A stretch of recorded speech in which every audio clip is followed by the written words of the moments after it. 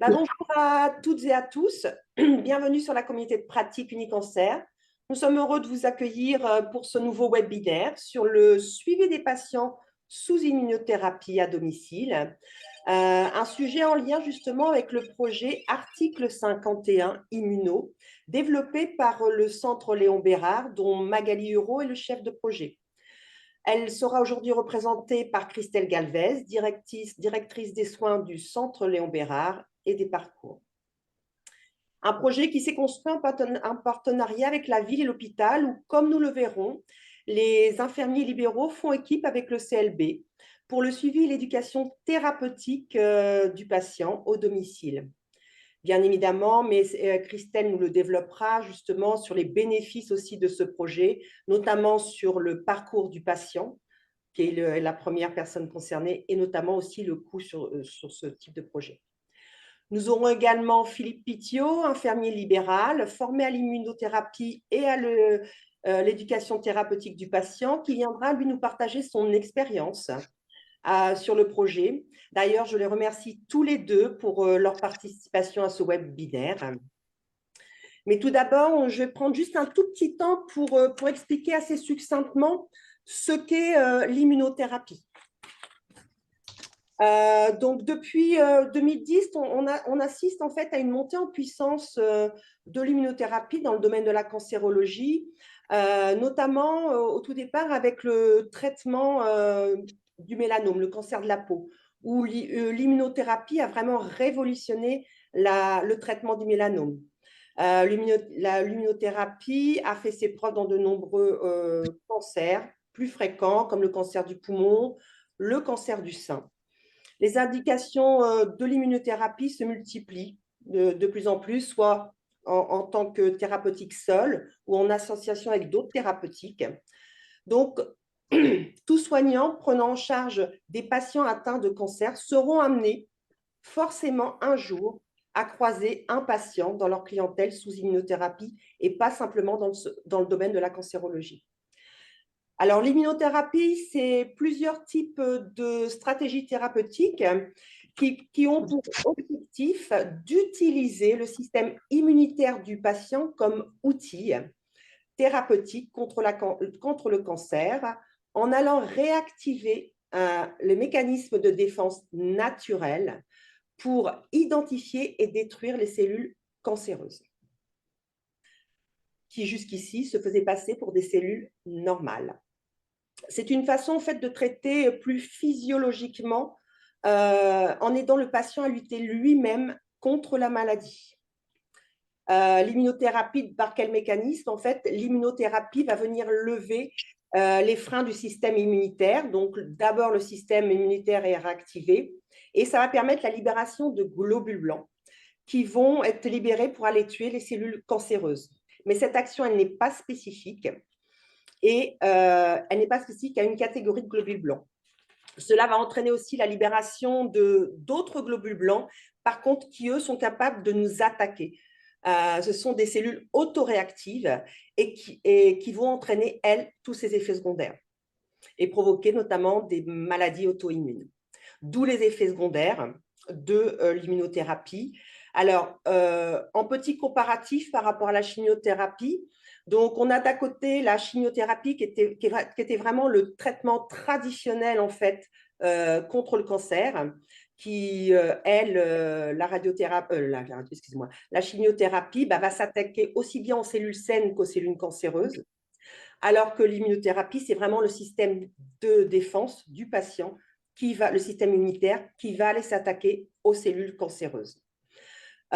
Concernant la chimiothérapie, la chimiothérapie, pour la passer par voie veineuse, on a besoin d'une voie veineuse centrale parce que il y a certaines chimiothérapies qui peuvent avoir des effets en cas d'extravasation grave.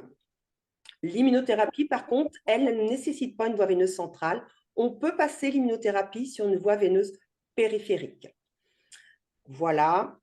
Et bien évidemment, concernant la chimiothérapie, on a les effets secondaires qui sont immédiats, alors qu'avec l'immunothérapie, les effets secondaires sont décalés dans le temps. On peut avoir des réactions jusqu'à 3 mois, 6 mois, 1 an avec l'immunothérapie d'où la nécessité de faire cette surveillance à domicile.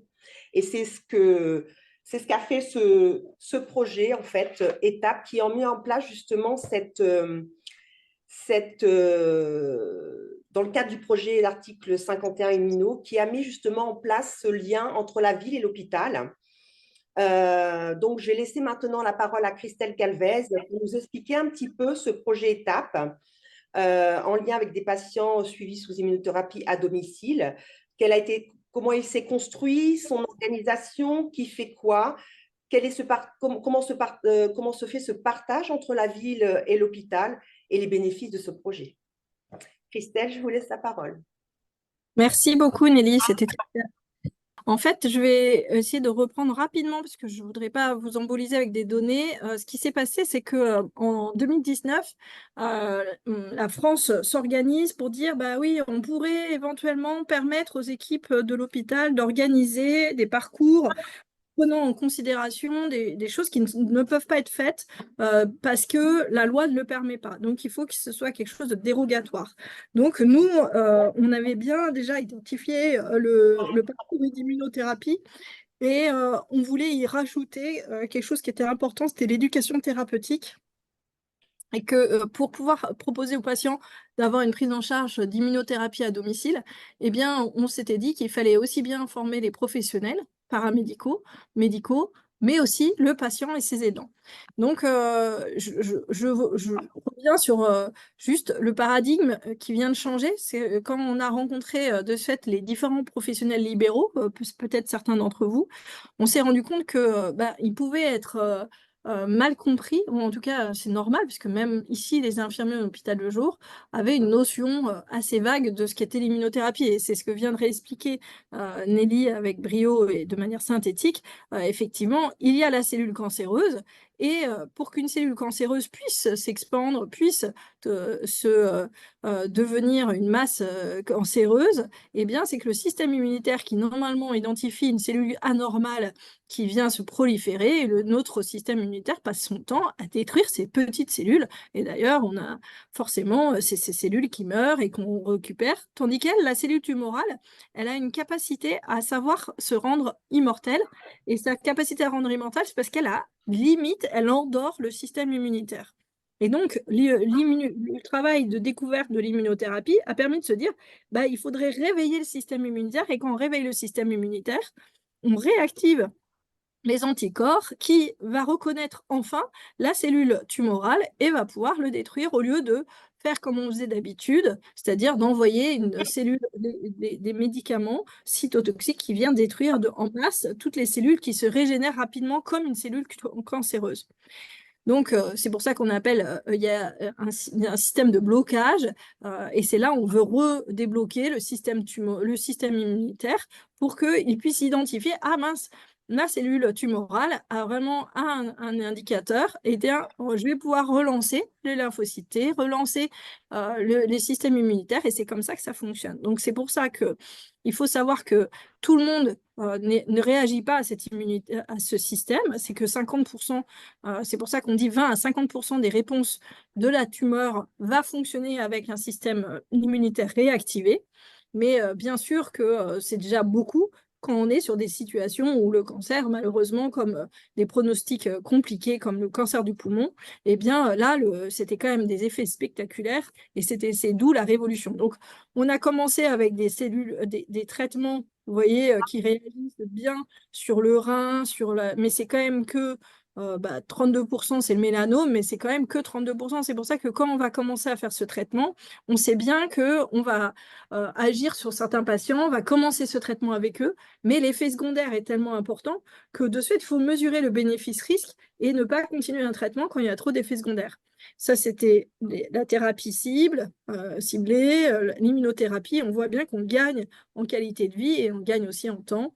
Et sûrement que l'immunothérapie de demain, et c'est ce qu'on est en train de voir, c'est qu'on est en train d'améliorer de ce fait la survie avec l'ensemble, la chimiothérapie et l'immunothérapie ensemble. Et c'est comme ça que disait Nelly tout à l'heure très bien, qu'on a souvent des traitements maintenant qui font ensemble chimiothérapie, immunothérapie.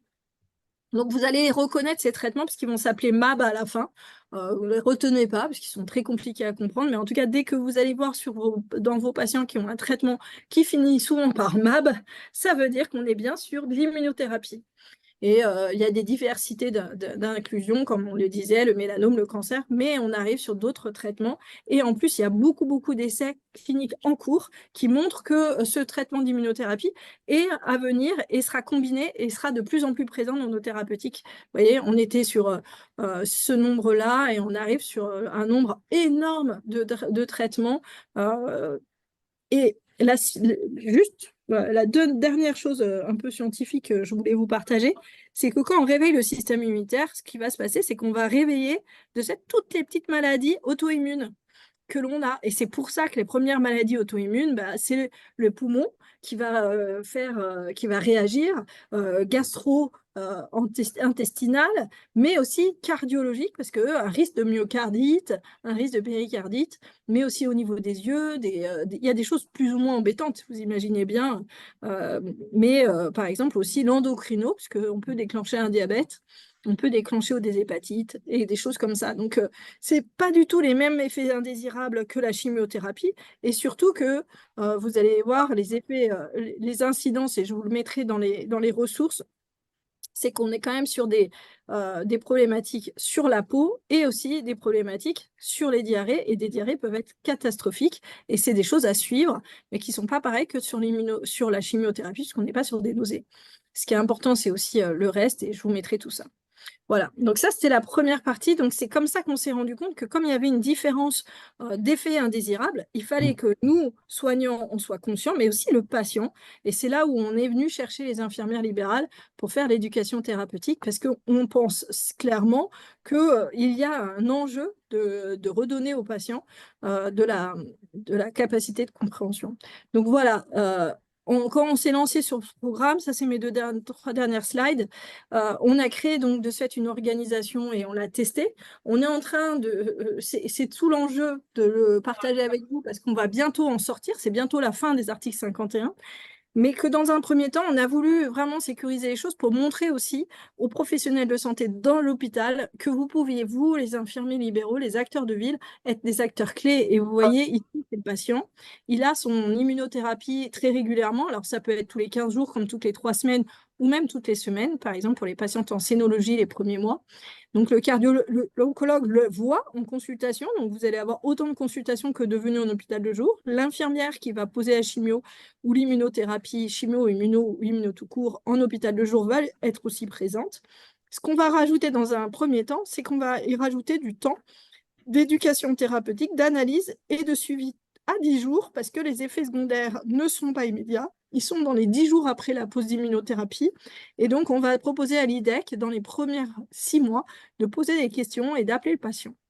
L'autre chose qu'on a rajouté en séquence 1, c'est qu'on a proposé aux infirmiers libéraux de rentrer dans la boucle et de proposer l'éducation thérapeutique à domicile pendant les 6 premiers mois pour préparer le patient. Si dans 50% des cas, il continue son traitement sur 6 mois, et dans encore 25% des cas, il y en a certains qui vont malheureusement arrêter, mais ça veut dire dans 75% des cas, les patients qui sont passés en séquence 2 vont passer en séquence 3.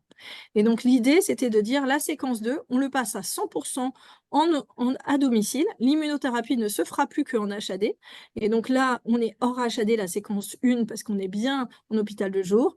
Là, ce qu'on a montré et prouvé que on pouvait passer le patient à 6 mois, mais maintenant bien un peu plus tôt aussi en fonction de la réalité du patient, de sa prise en charge et de sa capacité à pouvoir rentrer à domicile, de pouvoir vous laisser, vous, les manettes de la mise en place de l'immunothérapie à domicile, et puis de laisser petit à petit l'infirmière de l'hôpital d'arrêter d'appeler le patient et que c'est vous qui allez gérer de A à Z. Voilà, donc vraiment, là maintenant, on en est sur un certain nombre de patients. On a presque fini. En juin, on aura fini d'inclure les patients. Et donc, l'idée, c'est de faire avec vous. C'est pour ça qu'on voulait le proposer, cet échange aujourd'hui, parce qu'on sent bien que c'est nécessaire d'être dans cette Là, je vous montre juste, là, peut-être que je vais donner la parole à monsieur, aux IDEL qui sont présents et qui ont participé, parce que il y a eu plus de 200 IDEL formés entre l'éducation thérapeutique et l'immunothérapie. Et puis, vous avez fait plus de 313 ateliers à la maison. Et donc, ça, c'est quand même une première fois, parce que jusqu'ici, les infirmières libérales n'avaient pas d'acte d'éducation thérapeutique valable à domicile. Et c'est donc les infirmiers libéraux, dans cette première séance, nous facturent le temps d'éducation thérapeutique à domicile. Voilà, peut-être que je peux laisser la parole maintenant à Philippe. Est-ce que vous nous entendez? Je vous entends bien, oui. Super, vous allez bien? Ouais. Vous me voyez là, du coup? Oui, Nickel. Ok. vous allez pouvoir nous faire partager un petit peu votre expérience, votre retour d'expérience sur ce projet, l'article 51 immuno D'accord. et cette éducation thérapeutique à domicile. Donc voilà, je suis Philippe Pitiot, infirmier libéral depuis une trentaine d'années sur Lyon. Je je fais maintenant moitié libéral et moitié pour l'éducation thérapeutique. À la fois l'éducation thérapeutique dans un centre, une association qui s'appelle LIR, qui porte les DAC 69, dans lequel je fais de l'éducation thérapeutique pour les maladies chroniques et le diabète, l'obésité et ultérieurement l'insuffisance rénale. Donc du coup, je suis formé à l'ETP depuis 2014 ou 2015, je sais plus, je me rappelle plus. Et donc je fais dans l'association des bilans d'éducation partagée et je fais aussi des ateliers en groupe. Et donc après, j'ai été donc contacté par le CLD parce qu'on était très peu nombreux à être formés en ETP et pour participer à l'article 51 en fait. Et depuis, ben voilà, on est ensemble et puis on continue l'aventure ensemble quoi. Depuis ce temps. Donc, C'était en fait, depuis en 2020. exactement. Donc, en juin 2020, on a Ouais. commencé à inclure des patients. Et donc, quand on inclut des patients, on demande aux patients si son infirmier libéral a déjà fait de l'éducation thérapeutique, s'il a la formation, s'il souhaite la faire, parce qu'on la propose et on se met aussi dans l'impossibilité d'attendre que l'infirmier libéral se forme. S'il ne souhaite pas, mais par contre, il souhaite administrer l'immunothérapie après, bah, en fait, vous êtes assez mobile, hein, aussi et la capacité de répondre sur ce schéma-là. Donc, vous êtes formé à l'éducation thérapeutique et à l'immunothérapie. C'est ça. Et du coup, j'interviens des fois, donc simplement pour les ateliers pour les patients, sans forcément faire la perfusion. Donc, je viens en complément des équipes qui sont formées qu'à l'immuno. Et voilà. Et donc, vous allez à domicile. Vous avez des outils qui vous sont donnés pour pouvoir oui, faire donc du l'éducation. coup, après la formation qu'on a, soit de l'immuno, déjà, il faut faire la formation immuno, après la formation UTP, hein, forcément. Et donc après, donc, quand on va au domicile, on a une boîte à outils qu'on appelle ça, et sur laquelle on peut choisir l'outil avec lequel on travaille chez le patient à domicile.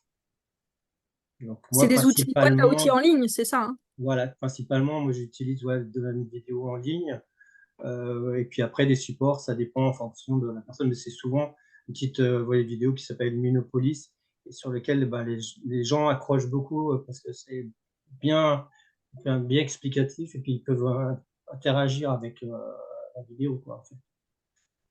Donc voilà. Et puis après, après il y a les évaluations qu'on fait avec les patients.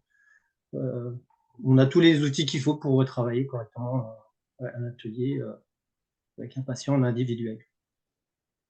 Et le fait de faire de l'éducation thérapeutique en cancéro, parce que jusqu'ici, effectivement, il y avait la possibilité dans certains domaines, d'ailleurs des infirmiers azalés ou dans les DAC, la possibilité de faire de l'éducation thérapeutique en étant salarié. On est d'accord?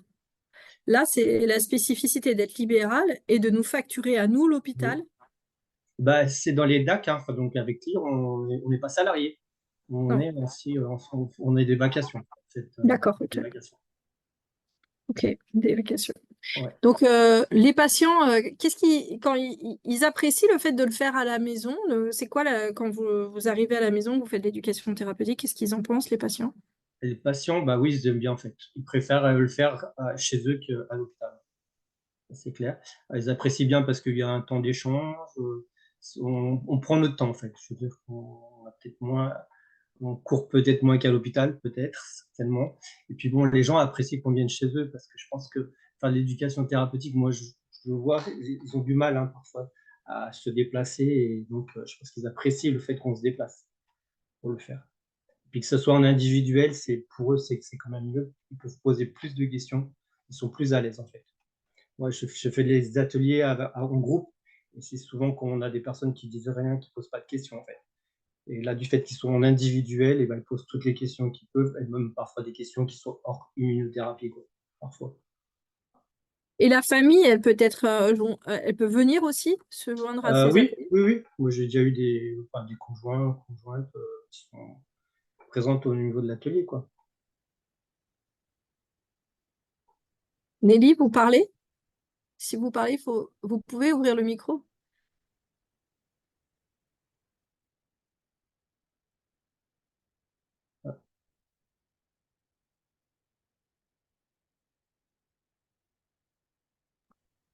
Je vais continuer un peu parce que je connais bien le sujet et je vais interviewer Philippe parce que combien de temps ça vous prend un atelier d'éducation thérapeutique? Vous en faites combien en fait généralement pour un patient?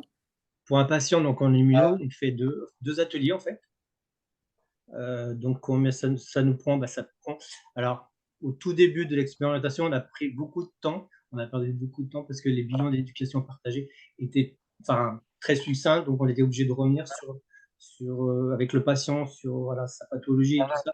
Là maintenant, ils sont devenus plus voilà, plus étoffés, donc on gagne un peu plus de temps, mais il faut bien compter 1 heure et quart chez le patient, quoi.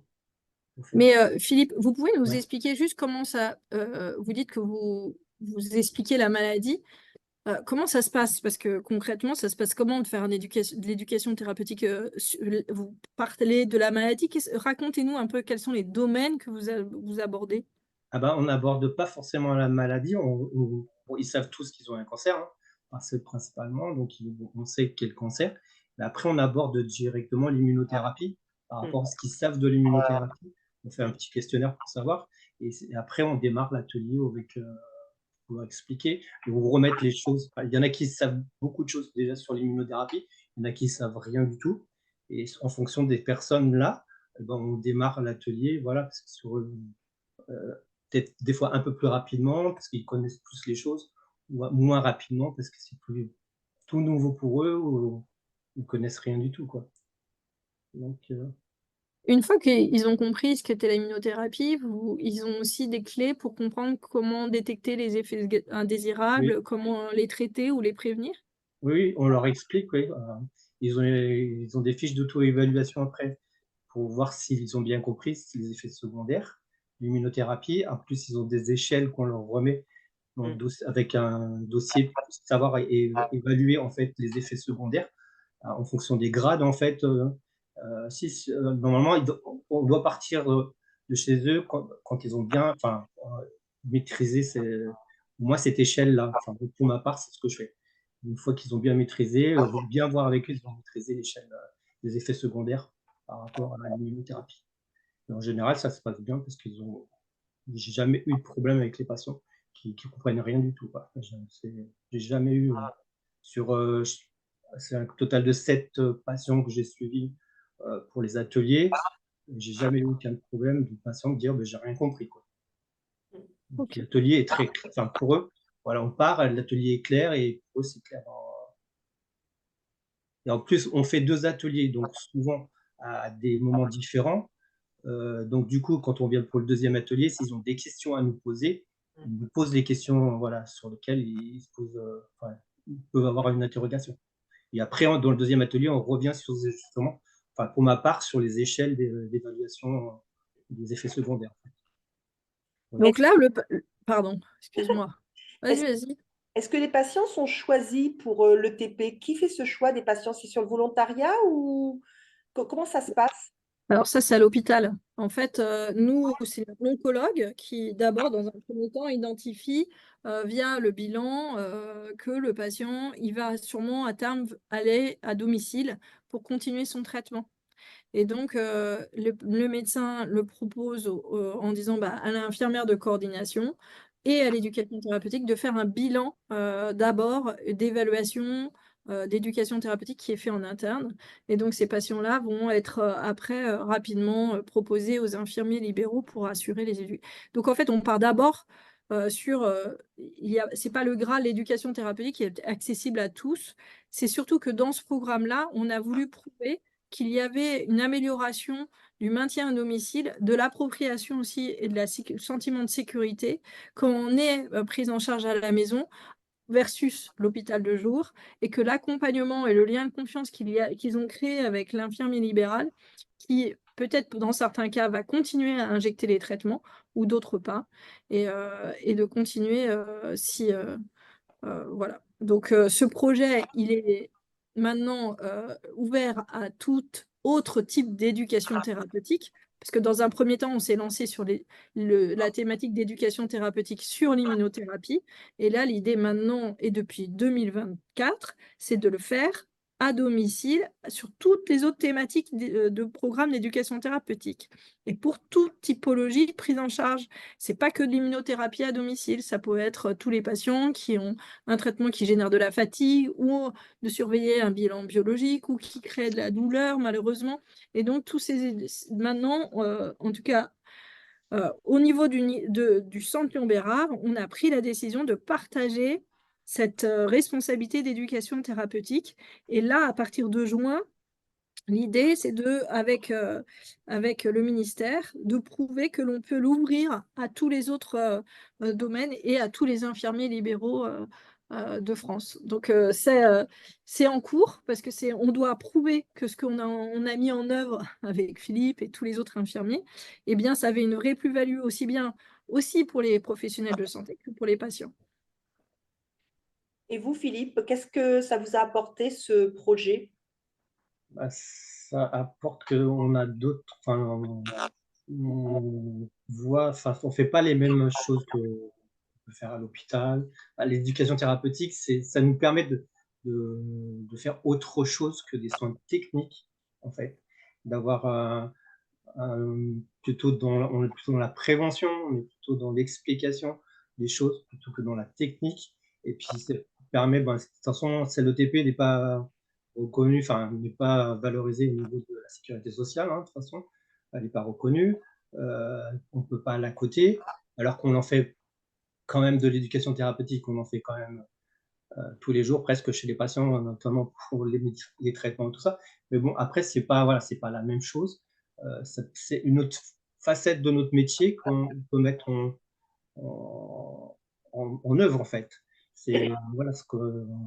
On est un peu plus sur le rôle propre, infirmier? Voilà, c'est ça. C'est le rôle propre qu'on a et qu'on peut faire au mieux en faisant de l'éducation thérapeutique, quoi. Chose qu'on ne peut pas faire en milieu totalement libéral ou voilà.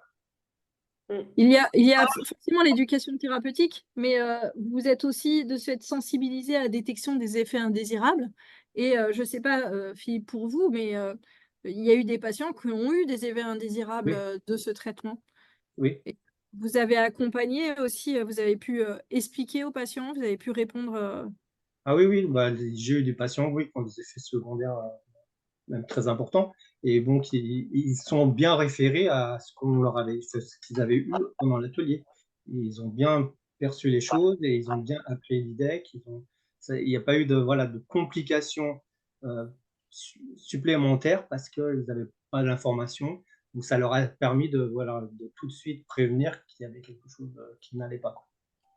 Et Oui, si je dois revenir d'ailleurs, Philippe, sur ce sujet, parce que c'est une des choses qui m'a le plus marqué et c'est une des raisons pour lesquelles je me suis lancée ce projet d'Article 51, c'est quand j'ai rencontré Maurice Perrol, qui est le médecin coordonnateur du projet, qui est pneumologue, oncologue pneumologue, qui était désemparé un matin, enfin au self quand je l'ai rencontré, parce qu'il avait perdu un patient. Un patient était décédé, un jeune patient était décédé d'un infarctus du myocarde du fait de l'immunothérapie et il avait eu le sentiment d'avoir été le seul garant de savoir que comme il avait de l'immunothérapie, il aurait dû penser à un risque d'effet indésirable de ce traitement, mais que le patient est passé à travers toutes nos mailles, les mailles de l'infirmier libéral, les mailles de l'infirmier en hôpital de jour, les mailles du médecin qui était aux urgences ce jour-là. Parce que l'immunothérapie n'étant pas un traitement très connu par l'ensemble, eh bien, c'était très lourd en charge mentale pour l'oncologue de devoir suivre et tenir au courant l'ensemble des acteurs dès que quelque chose ne se passait pas bien pour le patient. Et là, on a réparti beaucoup plus la conscience de la situation.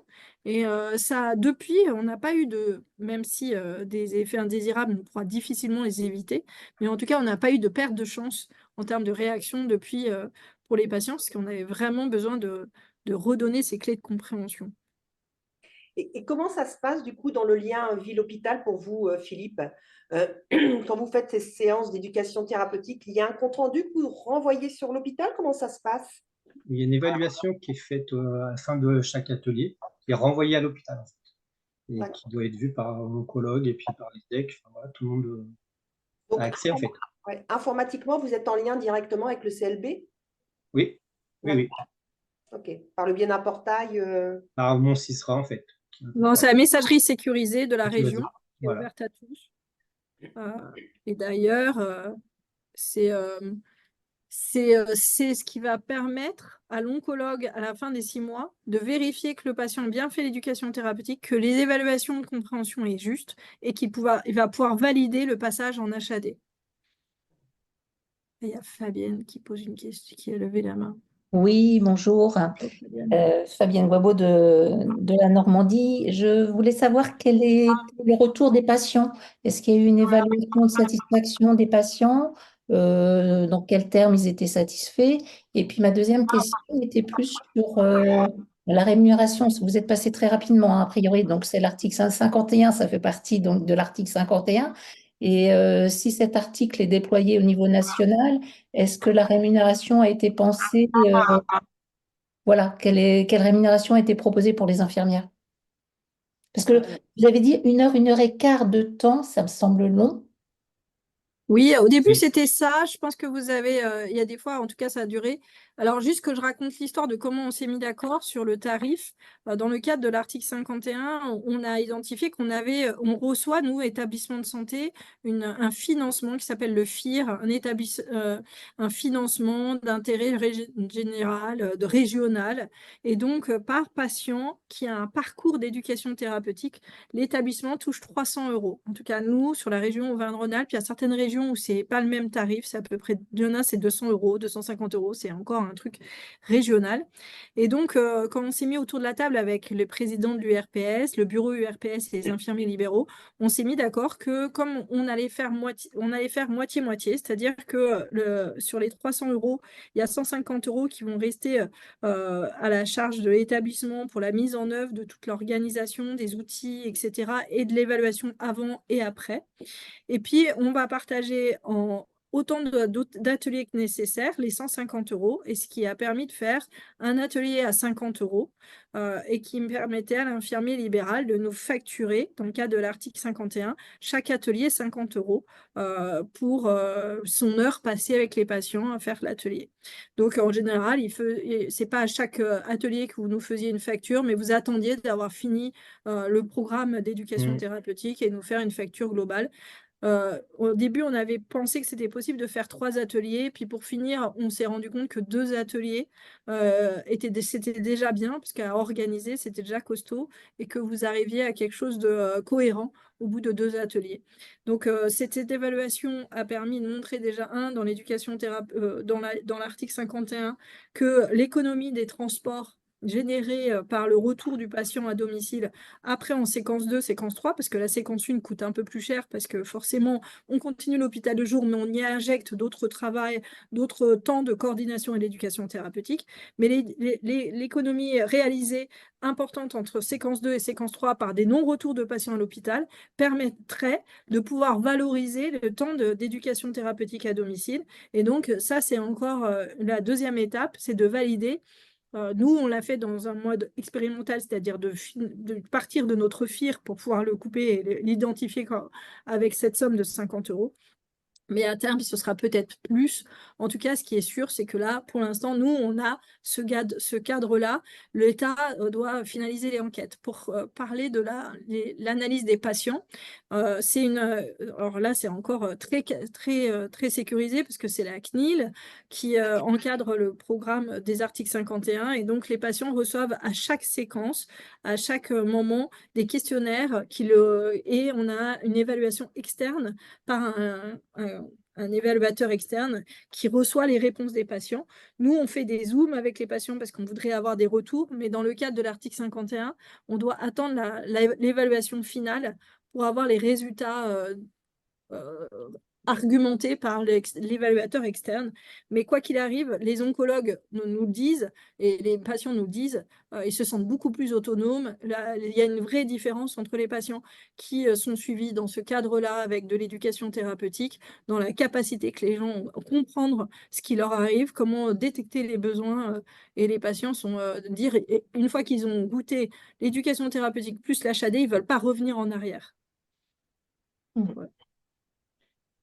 Puis il y a un forfait de coordination aussi. Ah oui, c'est vrai, autant pour moi, vous êtes Ouais. tout à fait, Philippe. C'est qu'on a identifié des temps de coordination, parce qu'il ne suffit pas de demander à un infirmier libéral de faire l'éducation thérapeutique, mais c'est vrai qu'on a compté le temps que l'on prenait pour se parler, infirmier dedans, infirmier dehors, pour se mettre d'accord sur la situation avant et après, je pense, hein, c'est ça, et Oui, vous c'est ça. Il y a vous deux. facturez aussi un forfait de coordination. Et c'est tout l'enjeu de justement dire bah, l'éducation thérapeutique plus du temps de coordination doit être valorisé dans le cadre des parcours coordonnés.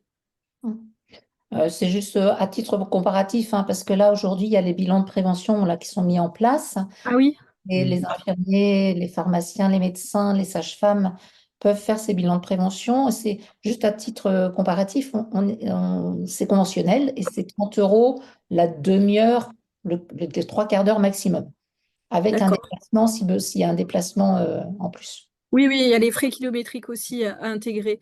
Donc, ça veut dire que vous identifiez qu'on est un peu en dessous avec 1 heure d'éducation thérapeutique en payant 50 €, c'est ça? Oui, je pense.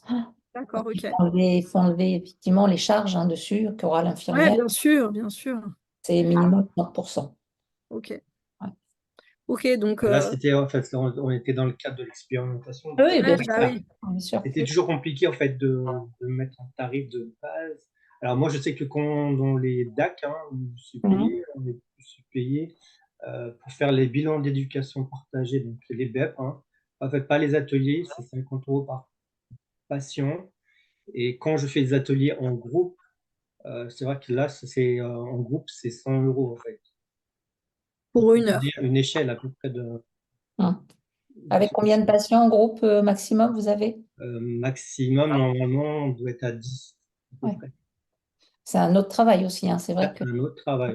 Mais voilà, c'est vrai que c'est toujours difficile. Ah, c'était au début, donc peut-être que ça va s'affiner, peut-être que ça va passer à d'autres, voilà, à d'autres tarifs, mais c'est vrai que c'était un peu compliqué avec ce qui était en fait donné pour faire ça. Oui, après, je pense que c'est dans le cadre de l'évaluation, c'est important que, avant que ça parte et que ça devienne quelque chose de national, de toute manière, je pense que c'est pas que avec ce programme d'éducation thérapeutique, il y a plein d'autres articles 51 où il y a de l'éducation thérapeutique qui a été et tout le monde tâtonne un peu sur le juste prix et sur la juste organisation. Il y avait quand même un enjeu aussi que l'hôpital soit bien coordonné et qu'il y ait du temps de coordination qui n'est pas que du temps d'éducation thérapeutique et dont acte. Ce temps de coordination, il est nécessaire, ce temps d'échange téléphonique est nécessaire. Et est-ce que vous avez pu faire un petit peu une évaluation sur le nombre d'IDEL formés à l'ETP sur votre région? Oui, il y a eu plus de 500 infirmières formées. En fait, le problème, c'est que nous, on a commencé le projet en juin 2020. Alors, vous imaginez bien que juste les premières inclusions en juin 2020, donc forcément en plein Covid. Donc, on a dû faire le recensement et l'URPS nous a aidés à envoyer aussi des mails en dire dites-nous si vous êtes formé à éducation thérapeutique. C'est pas simple d'avoir une cartographie des infirmiers formés à éducation thérapeutique ou qui nous tiennent informés. Et donc, on a dû faire très régulièrement des mailings de rappel. Rappelez-nous, dites-nous si vous êtes formés. Et c'est vrai que là, on a pu arriver, on s'est créé en interne une cartographie de l'éducation, le périmètre. Attendez que je vous montre, parce que je crois que ouais, c'est ça. Ici, on a là les infirmiers. Donc ça, c'est spécialement formé à l'immunothérapie, parce qu'il y a plus de 500 infirmiers formés à l'éducation thérapeutique. Mais sur ces 500 infirmiers, il fallait aussi se former à la spécificité de l'immunothérapie, et donc, on a pu identifier par des cartographies. C'est comme ça qu'on a un patient qui habite dans une de ces zones, bah, soit son infirmier déjà formé et veut faire ce format, ou soit il n'est pas formé, mais il veut se former et donc on l'attend, ou soit il est formé à l'éducation thérapeutique, mais pas l'immunothérapie. Et donc, c'est ça le nombre de professionnels qui a été formé à l'éducation thérapeutique derrière. Ok, très bien. Mais je trouve que sur 14 000 infirmiers sur notre région, Fabienne, c'est que 500 professionnels Je suis d'éducation. complètement d'accord. Malheureusement, le TP, on en a fait la promotion très longtemps, mais vu qu'il n'y avait pas de conventionnement, enfin de tarification conventionnelle, ils voyaient très peu l'intérêt en fait de cette formation qui est hyper intéressante sur le positionnement du soignant face au patient. Eh oui. Voilà, et j'espère qu'un jour ça fera partie de la formation initiale de l'infirmière. Eh bien, c'est pas je pense que c'est ce qui est prévu. Enfin, c'est dans les Ouais. travaux Et normalement, ouais. et intégré d'ailleurs le CNPI là dernièrement. Je travaille avec la présidente du CNPI et puis dans les groupes il y a des groupes de travail actuels sur la refonte du métier et puis dans l'évolution du métier et l'éducation thérapeutique est quand même dans notre rôle propre, ce que disait Nelly tout à l'heure. Et donc forcément, il est inimaginable qu'il ne soit pas reconnu pour vous en tant qu'infirmier libéral. Bien sûr. Ouais. Puis le problème, c'est que maintenant, elle est moins bien financée, l'éducation thérapeutique, Oui. formation. Ils ont réduit les budgets par 2 presque. Ouais. Oui, c'est vrai, parce que ça, c'est le DPC, c'est plus reconnu comme un acte prioritaire, parce qu'ils l'ont tellement rendu comme acte prioritaire, et je crois que vous étiez remboursé sur à peu près 1 200 €, et Ouais. que là, maintenant, c'est 700 € ou quelque chose comme ça. C'est ça, ouais. Avec le FIFPL en plus, je crois peut-être. Mais Et je bon, crois que vous ne pouvez pas mettre bout à bout sur Non. l'éducation thérapeutique. Quand vous faites la formation éducation thérapeutique de 40 heures, je ne suis pas sûre que vous puissiez mettre bout à bout DPC plus FIFPL. moi, je vais faire, mais il y a un petit peu de temps après. Moi, je voulais juste dire quelque chose parce que je suis désolée. J'ai fait la formation éducation thérapeutique des 40 heures là en 2023 et je suis infirmière libérale et en fait, pour le coup, j'ai pas eu de prise en charge DPC, mais juste FIFPL. Ah oui, Voilà, c'est juste, ok. c'est pour ça. À 100% de ce fait, Nadia? Ce que m'a dit ma comptable, oui. Donc, je vais voir, je le saurai plus en fin d'année, mais normalement, c'était juste un financement FIFPL. Ouais. Qui se montait à combien? Bonne question. Je crois qu'il y avait encore avec le crédit d'impôt de 900 et quelque chose, je crois. C'était autour de 900 €, quelque chose comme ça. Ouais, c'est ça. C'était pas total. Ouais, c'est ça. C'est le crédit d'impôt. Mais là, c'était 2023. Donc, Ouais. Il y en a certains qui écrivent, et je remercie Alice, c'est vrai, nous sommes formés depuis 2 ans sur Bourgoin et nous avons formé que 3 patients. En fait, dans le cadre de l'article 51, on était quand même très contraints parce qu'on ne faisait pas, on faisait que de l'éducation thérapeutique. Vous voyez, le nombre de patients, ça n'a pas été non plus pléthore de patients. Je remonte la cartographie là, depuis 2020. Ou je sais plus, vous avez dit que vous avez été formé depuis un certain temps, mais vous voyez, c'est pas non plus énormément de patients. On doit finir à 300 patients à peu près, mais 300 patients sur l'ensemble de la région. Donc forcément, ça n'a pas touché tous les infirmiers qui étaient formés. Mais là maintenant, depuis janvier, là, on l'ouvre à toutes les autres thérapeutiques et c'est pour ça que c'est très bien que vous soyez identifiés et formés comme éducation thérapeutique parce qu'on ne va pas attendre, en tout cas sur la validation définitive sur toutes les autres éducations d'éducation thérapeutique, on va juste partager notre FIR avec vous, vous allez nous facturer et puis on va avancer. Et donc, il y a plein d'autres domaines d'éducation thérapeutique. L'équipe d'étape est très partante pour travailler avec vous. Mais c'est vrai que c'était frustrant au début, parce que vous êtes formé à éducation thérapeutique, mais on ne vous a pas appelé autant qu'on aurait voulu, parce qu'on n'a pas eu assez de patients qui pouvaient être inclus, parce qu'on a eu deux problèmes. Un, c'est que notre cahier des charges, d'abord, ne validait pas des patients qui avaient une bithérapie. Et donc, les transformations entre 2019, qu'on a écrit le cahier des charges, on en a fait peut-être 50, un cahier des charges, et il a fallu demander une nouvelle formule du cahier des charges pour pouvoir intégrer des bithérapies. Donc, ils ont mis 2 ans, jusqu'en 2022, pour valider le fait que des patients qui étaient en bithérapie, soit thérapie orale immuno, soit thérapie chimiothérapie et immuno. Et donc, ça faisait beaucoup de patients qui passaient à la trappe. Et puis, tous les patients qui sont sous essai clinique, qui sont sous immunothérapie, ne peuvent pas non plus être pris dans l'article 51. Donc, on était pas mal contraints avec ce concept d'article 51. C'est une des raisons pour lesquelles on est content d'en finir. C'est-à-dire qu'on n'inclut plus de patients, on va continuer à suivre les patients jusqu'à la fin là, de l'année pour suivre les patients qui passent d'une séquence à une autre, mais on n'inclut plus et maintenant on peut passer sur quelque chose de plus global en attendant que tout ça, ça rentre dans le droit commun et que vous ayez dans votre nomenclature l'accès au fait de faire de l'éducation thérapeutique. Oui, et parfois, malheureusement, le patient sortait de l'article 51 avant que les ateliers, ou entre les 2 ateliers, cela m'est arrivé une fois, et après sortie l'immunothérapie, bah oui, parce que le patient, les effets secondaires sont impondérables et qu'on va toujours mesurer, et c'est tout l'enjeu de l'immunothérapie, et c'est pour ça aussi qu'il y a un enjeu aussi que vous accompagnez ce temps par de l'éducation thérapeutique, pas que sur la win attitude, et peut-être que Philippe, vous pouvez en parler, parce que je crois qu'il y a des patients que vous avez accompagnés qui ont fini par ne pas pouvoir passer en HAD, parce que leurs effets secondaires ont été trop importants.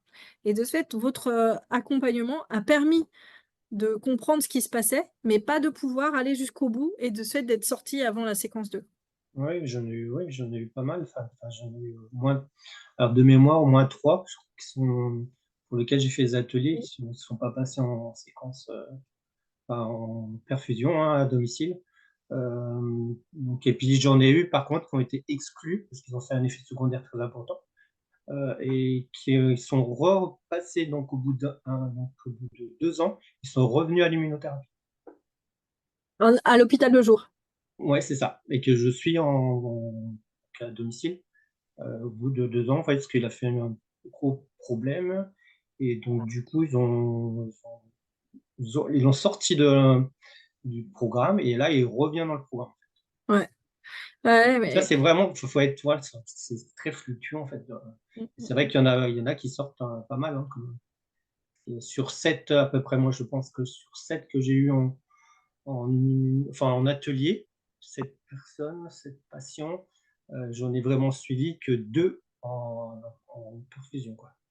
Et donc un qui va revenir en fait aussi parce qu'il a fait une rechute. Moi, c'est un travail d'équipe, hein. C'est que c'est votre agilité aussi qui permet ça, et c'est pas toujours simple. Les prises en charge sont pas loin d'être simples. Quand on est sur de l'immunothérapie, c'est qu'on est aussi sur un traitement où on est en train d'essayer tout ce que l'on peut. Et c'est vrai que parfois, pour le patient aussi, c'est assez anxiogène, parce que se dire le médecin nous a tellement vendu l'immunothérapie, vous le faites aussi en éducation thérapeutique, et quand on leur dit bah, ça marche pas, c'est aussi cet accompagnement humain que vous faites et qui est très précieux, parce que vous, le patient, là, il est exclusivement pratiquement en ambulatoire. Et c'est là où il retrouve chez vous aussi une permanence, une assurance que vous n'êtes pas loin, et que l'hôpital reste une machine quand même très importante, avec une pluriprofessionnelle, avec beaucoup de personnes. Tandis que vous êtes un repère, et c'est là où nous, on veut continuer à travailler avec vous, et qu'on pense que vous êtes une des clés vraiment très fortes de sécurisation du parcours, parce que vous êtes un acteur qui est reconnu en tant que tel à domicile pour poser ces questions. Christelle, Ouais.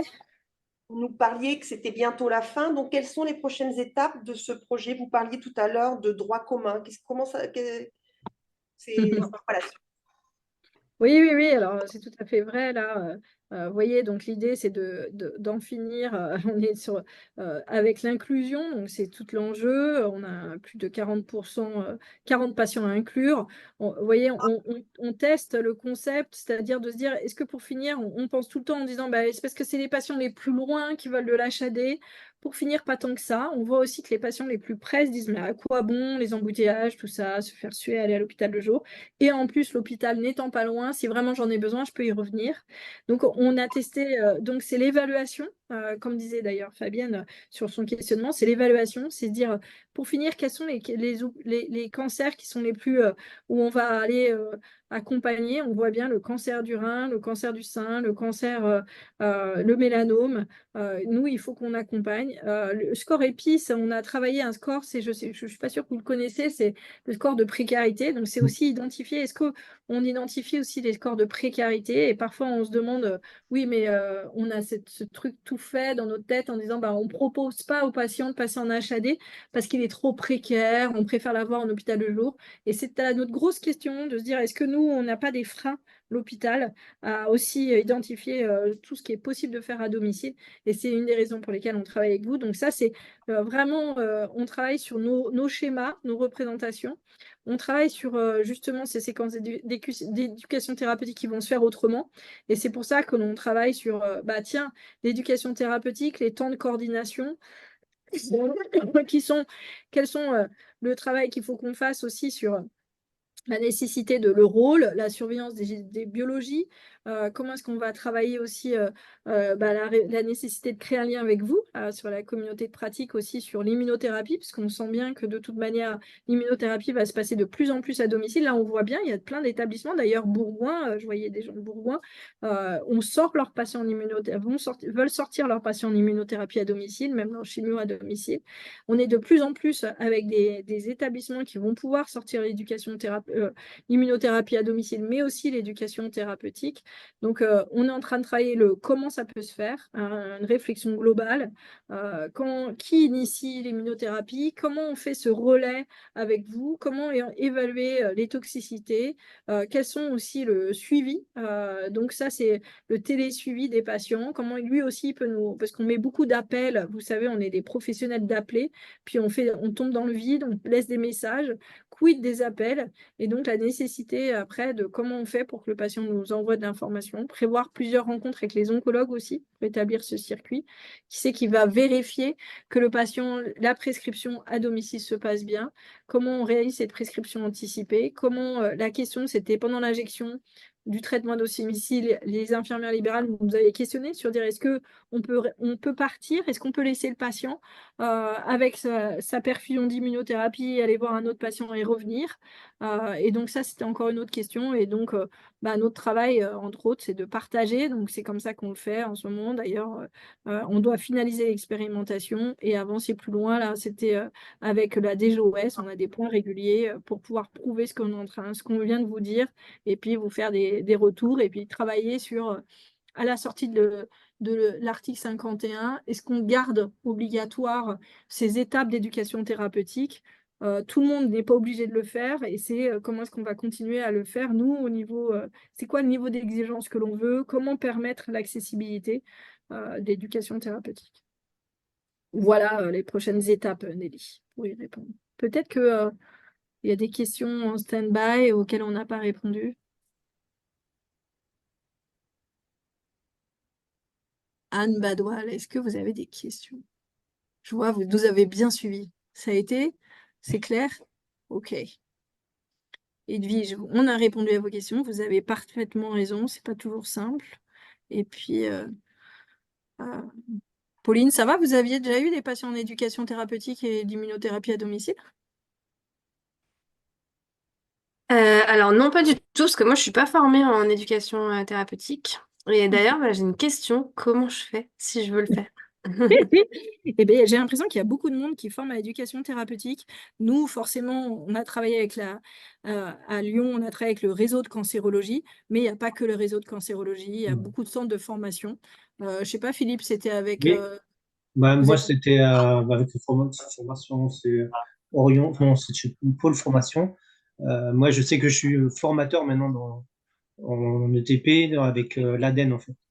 J'interviens dans le module pour les bilans d'éducation partagée.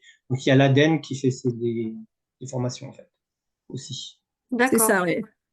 Ouais, vraiment, si vous tapez en fonction de là où Oui. vous habitez, il faut que ce soit simple parce que si avant c'était Philippe, je parle sous votre contrôle, c'était 100% présentiel. Maintenant, on peut faire des formations aussi un peu en distanciel, non? Enfin, Éducation non. thérapeutique.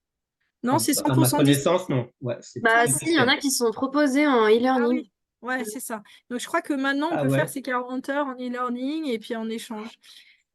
Donc la seule chose, c'est le financement. C'est là où c'est ça qui a changé un peu entre le DPC et FIFPL. C'est ça dont on parlait tout à l'heure. Bah, d'ailleurs, je pense que c'est ce qui a fait que l'offre a quand même pas mal diminué parce que finalement, il n'y a pas tant d'organismes que ça qui proposent enfin, j'allais dire la vraie formation ETP, 40 heures en présentiel. Présentiel.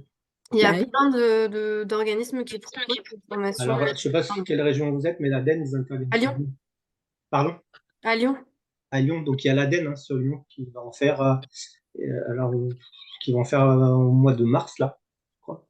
Ouais, et puis on Octobre. courra aussi, je sais pas, Ouais, faut faire un benchmark un peu des ouais. coûts Mm.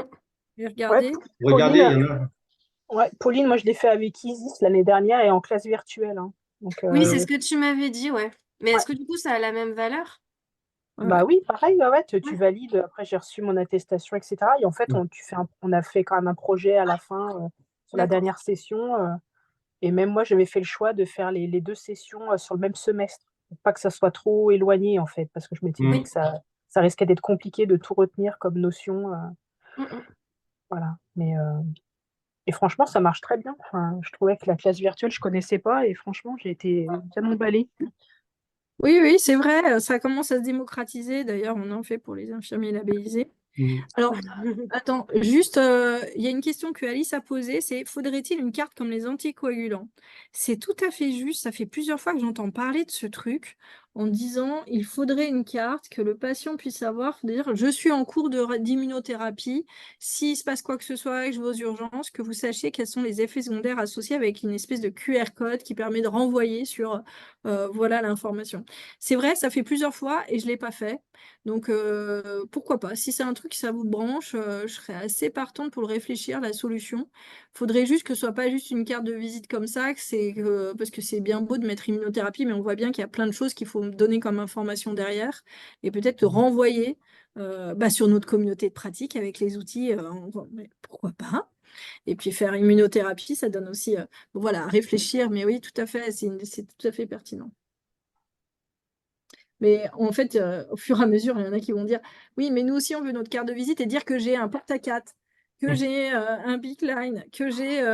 Et de cette limite, à force, on se pose la question de aussi les règles RGPD, qu'est-ce qu'on met comme information? Il y a eu pas mal de discussions éthiques autour de créer des cartes avec toutes les informations qu'on pourrait donner. Et du coup, on va. Oui, c'est une bonne question, Alice. Et en même temps, est-ce que c'est pas mieux d'avoir plus d'informations? J'en sais rien. Mais en tout cas, on peut essayer. Je suis partante. Bon, il est 58, Nelly. Qu'est-ce qu'on a tenu le timing, non? Qu'est-ce que tu en penses? Merci, Philippe. C'était Merci cool de faire équipe. de votre participation. Merci à vous tous. Merci Christelle d'avoir participé à ce webinaire. Je vous donne rendez-vous la semaine prochaine pour la classe virtuelle autour d'un cas pratique. N'hésitez pas à continuer d'échanger sur cette communauté, bien que le webinaire se termine, parce n'hésitez pas surtout à communiquer au travers de ce webinaire. On vous répondra s'il y a des questions. Oui, on peut mettre des ressources si nécessaire. Et puis pour la classe virtuelle, je suis allée chercher un médecin interniste qui est au taquet, qui va faire des cas concrets. Ça va être super intéressant aussi d'aller plus loin encore. Donc, Et on retrouvera Philippe Pittiot sur la classe virtuelle. et Philippe qui va pouvoir aussi aller plus loin, justement sur les cas concrets avec des patients. Il faudra partir de cas concrets, justement les fameux patients dont vous avez la charge. Super. Voilà. J'espère que... Écoutez, très bonne journée à tous. C'était un plaisir de vous avoir. Bonne fin de Bonne journée. à tous. Bonne fin de journée. À la semaine prochaine. Au À la revoir. semaine prochaine. Au revoir. À la semaine prochaine. Au revoir.